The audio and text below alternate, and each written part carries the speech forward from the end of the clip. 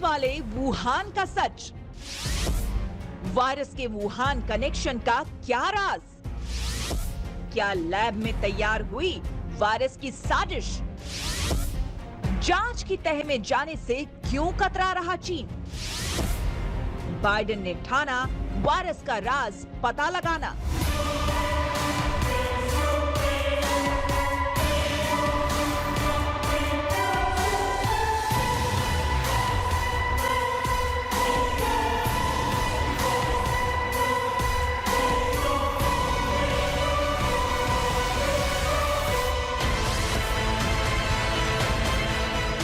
Number 1, संक्रमित पक्षी या जानवर से इंसानों तक पहुंचा corona. Theory number 2, Wuhan lab से गलती से लीक हो गया कोरोना वायरस। कोरोना कहां से आया? ये सवाल जब भी उठा, इन्हीं 2 थियरी के इर्द गिर्द जवाब तलाशने की कोशिश हुई। पहली थियरी ये कि चीन के वुहान में पहली बार इंसानों में वायरस पनपा और फिर ये पूरी दुनिया में फैलता चला गया। और दूसरी थियरी ये कि ये वायरस वुहान की लैब में तैयार हुआ और लीक होने के बाद पूरी दुनिया को दबोचता चला गया। कोरोना को लेकर जो अटकलें पूरी दुनिया में साल भर से चल रही थी, अमेरिका की एक खुफिया जांच रिपोर्ट ने उसे हवा दे दी है। कल अमेरिकी अखबार वॉल स्ट्रीट जर्नल ने सूत्रों के जरिए रिपोर्ट का हिस्सा प्रकाशित किया। अमेरिका की सरकारी नेशनल लेबोरेटरी की रिपोर्ट में कहा गया है कि वुहान लैब से वायरस लीक होने की खबर काल्पनिक नहीं है, इसमें सच्चाई हो सकती है। रिपोर्ट में नतीजे के तौर पर कहा गया है कि इसकी आगे जांच होनी चाहिए। अमेरिकी अखबार के मुताबिक लैब ने ये निष्कर्ष कोविड-19 वायरस के जीनोम विश्लेषण के बाद निकाला था। इसी रिपोर्ट के आधार पर अमेरिकी राष्ट्रपति जो बाइडेन ने जांच कमेटी बनाई थी और 90 दिन के भीतर रिपोर्ट देने को कहा था। In early 2020, the president called for the CDC to get access to China to learn about the virus so we could fight it more effectively. And we will continue to press China to participate in a full, transparent, evidence-based international investigation with the needed access to get to the bottom of a virus that's taken more than 3.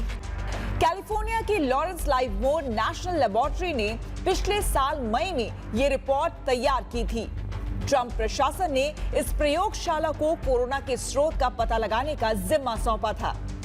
Trump की विदाई से ठीक पहले lab ने ये report सौंपी थी। Corona की उत्पत्ति पर चीन को हमेशा घेरने वाले ट्रंप कुछ एक्शन लेते, इससे पहले ही उनकी व्हाइट हाउस से विदाई हो गई। Why do you keep calling this the Chinese virus?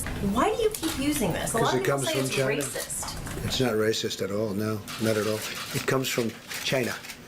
That's why. It comes from China. I want to be accurate. Wuhan lab पर शंका की एक बड़ी वजह ये भी है कि नवंबर 2019 में चीनी लैब के 3 शोधकर्ता इतने बीमार पड़ गए थे कि उन्हें अस्पताल में भर्ती कराना पड़ा था। चीन पर शक करने वाले मान रहे हैं कि शायद वो लोग कोरोना से ही संक्रमित हुए हों। हालांकि चीन इन सारे आरोपों से इनकार करता रहा है।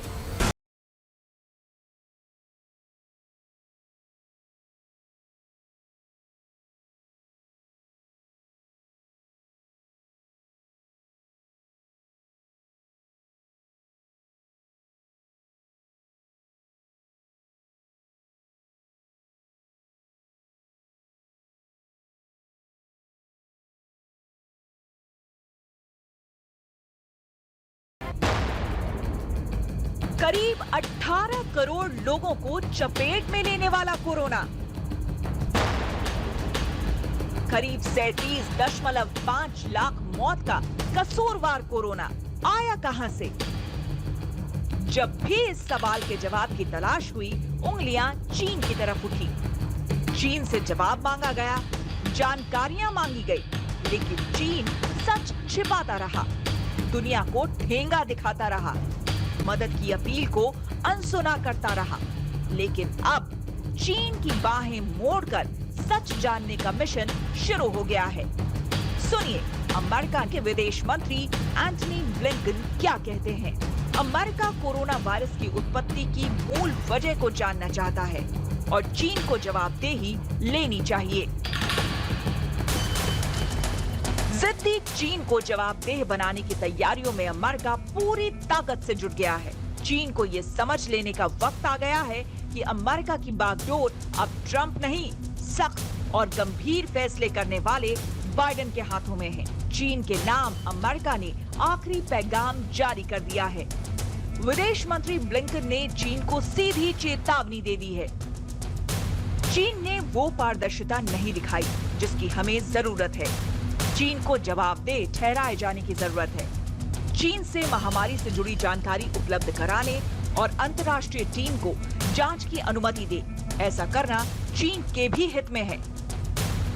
कोरोना को जड़ से खत्म करना है तो ये जानना जरूरी है कि वो कहां से और कैसे आया।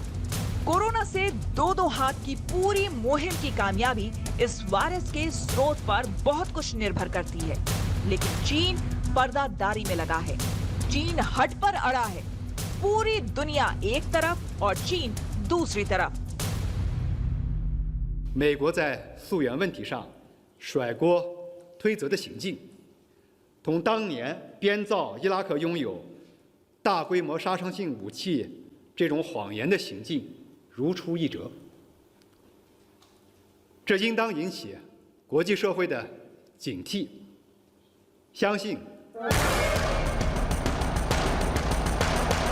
चीन का रुख देखकर साफ लग जाता है कि दाल में कुछ न कुछ काला है। अमेरिकी राष्ट्रपति जो बाइडेन के शीर्ष चिकित्सा सलाहकार एंथनी फॉसी ने चीन से वुहान की लैब में काम करने वाले 3 लोगों का मेडिकल रिकॉर्ड जारी करने को कहा था। माना जा रहा था कि इन लोगों की मेडिकल रिपोर्ट इस बात का अहम सुराग दे सकती है कि कोविड-19 की उत्पत्ति पहली बार वुहान की लैब से ही हुई या नहीं। और डॉक्टर जो वहाँ काम कर रहे थे वो इफेक्टेड होना शुरू हो गए थे। इसकी चीन को कंफर्मेशन हो गई थी नवंबर 2019 में, लेकिन उसने ये सच जो है दुनिया से 2-3 महीने तक छुपाया रखा। WHO की मदद से इसको पेंडेमिक घोषित करने से रोका और कहा कि ये इन्फेक्शस नहीं है।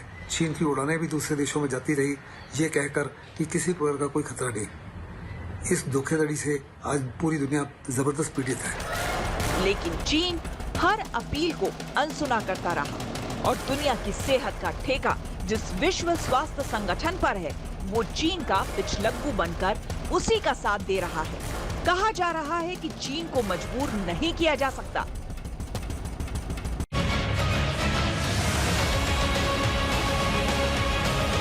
असल में चीन पर शक गहराने की कई सारी वजहें हैं। पिछले साल जब कोविड ओरिजिन को लेकर सवाल उठे तो चीन ने बिना तथ्यों के ही इससे इनकार कर दिया था। इसके बाद वो वर्ल्ड हेल्थ ऑर्गेनाइजेशन यानी WHO से जांच कराने को तैयार भी हुआ और तो और उसने इसमें 13 चीनी एक्सपर्ट्स रखने के लिए दबाव बनाना भी शुरू किया और इसमें कामयाब भी रहा। चीन ने पिछले साल कहा था वुहान के वेट मार्केट से वायरस फैलने की आशंका जताई गई थी, लेकिन बाद में उसने इस पर भी चुप्पी साध ली, जबकि अंतर्राष्ट्रीय स्तर पर भी जो जांच हुई उसे प्रभावित करने की कोशिश की गई। फरवरी 2020 में चीनी सरकार ने WHO के एक साइंटिफिक मिशन को मंजूरी तो दी, लेकिन साथ में शर्त भी रख दी कि इस जांच में चीन के साइंटिस्ट भी रहेंगे। हद तो ये हो गई जब चीन ने इंटरनेशनल कम्युनिटी से कहा कि इंटरनेशनल साइंटिस्ट को डेटा भी चीन के एक्सपर्ट ही मुहैया कराएंगे। चीन ने साफ कहा कि इंटरनेशनल टीम चीनी लैब्स की जांच नहीं कर सकेगी। अब सवाल ये है, अगर कहीं कुछ गड़बड़ नहीं है तो फिर चीन आखिर इतने शर्तों के साथ जांच के लिए हामी क्यों भर रहा है? इन्हीं बातों ने अब चीन पर दुनिया का शक और भी गहरा कर दिया है।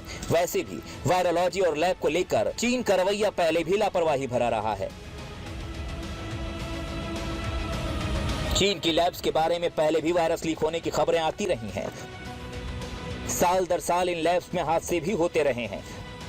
आपको याद होगा कि साल 2004 में बीजिंग के नेशनल इंस्टीट्यूट ऑफ वायरोलॉजी का एक वैज्ञानिक गंभीर रूप से इन्फेक्टेड हुआ था। इससे दूसरे लोग भी संक्रमित हुए और साइंटिस्ट की मां की मौत भी हुई थी। तब ये सार्स का ही वायरस था।